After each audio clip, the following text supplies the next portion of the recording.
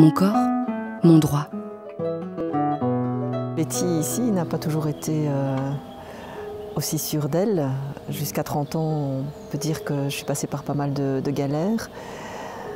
Ça a commencé très tôt dans le ventre de ma mère, puisqu'elle a fait plusieurs tentatives d'avortement, donc j'ai déjà dû m'accrocher là-bas. Dès que je suis née, j'ai été placée chez une gardienne jusqu'à l'âge de 2 ans. À l'âge de 4 ans, j'ai été victime d'un premier attentat à la pudeur. Je dis un premier parce qu'il y en a eu 5 au total. J'ai malheureusement aussi été victime de violences et de maltraitance de la part de mon père, qui était un homme très dur. J'étais aussi témoin indirect des violences de mon père envers ma mère. De la part d'adultes, j'ai été placée dans des familles d'accueil où les choses ne se sont pas bien passées. J'ai le souhait de fonder une famille.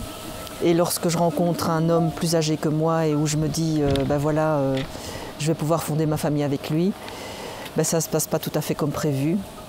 À peine 2 mois plus tard, je reçois mes premières baffes. Et là, je fais l'erreur de me dire que les baffes, je les ai méritées.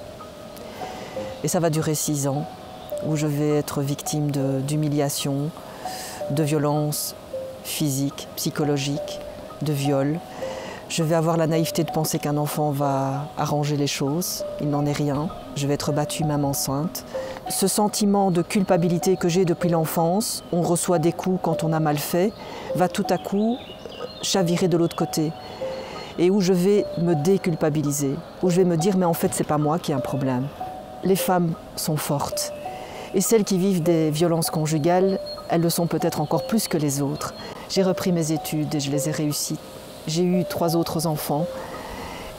Et aujourd'hui, avec cette association, j'aide d'autres victimes à rebondir.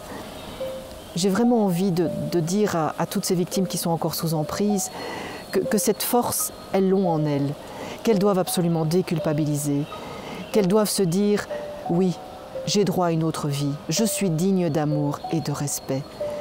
Et pardonner aussi. Ça permet de se libérer de toutes ces colères parce qu'on est en colère. Et qu'est-ce qu'on est bien après.